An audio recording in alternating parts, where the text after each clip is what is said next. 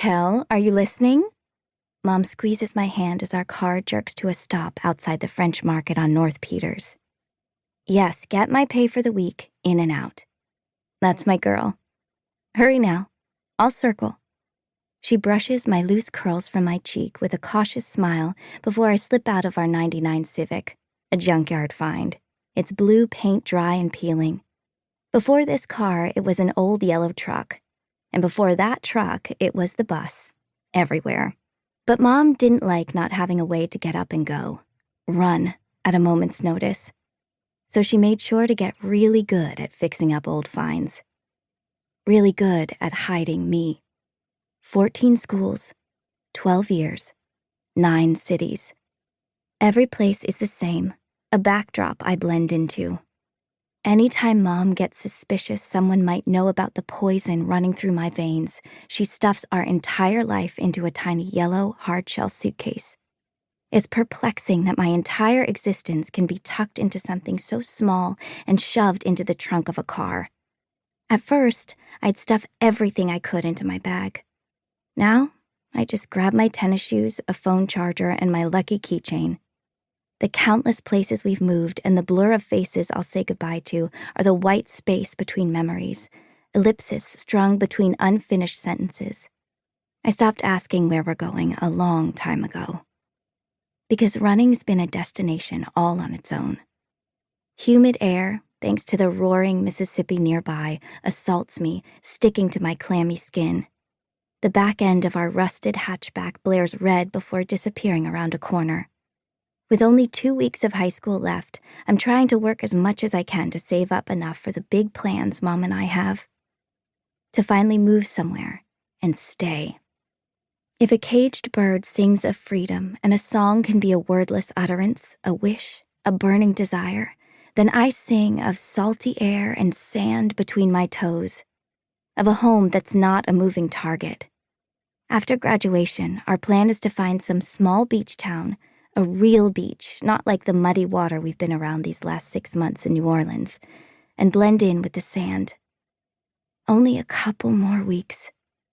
I graft myself into the afternoon commotion of the congested market, and it's like slipping into a worn pair of shoes.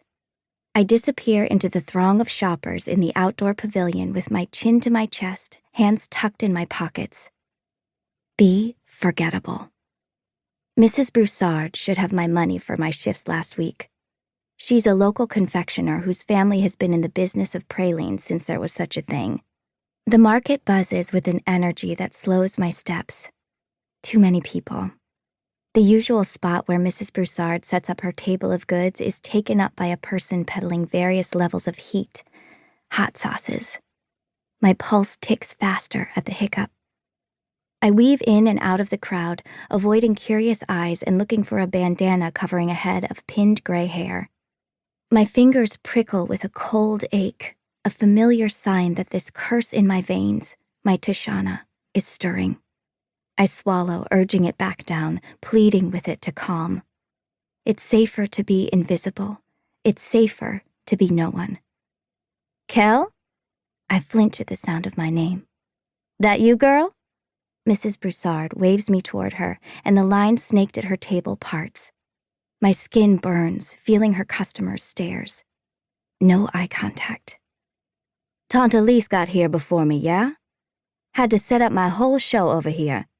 She know damn well I use that spot every day, but here she come trying to get my customers. Her hand rests on her hip. You come for your money? I nod, and Mrs. Broussard pulls an envelope out of her apron. This is the first job Mom ever let me have, because we need the money and Mrs. Broussard doesn't ask a lot of questions. She pays me in cash and has only ever asked my name once. You gonna do extra hours for me next week? Not until school's out. Very good. Don't linger around these parts, Che. Gonna get out of here before it get dark, you hear? The thick envelope in my hand soothes my nerves. I counted.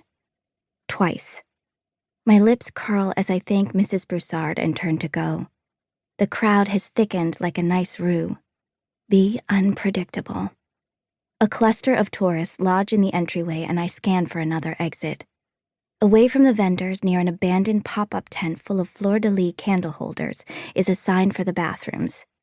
A red exit sign blares next to it, and I head that way. Mom will worry if I take too long.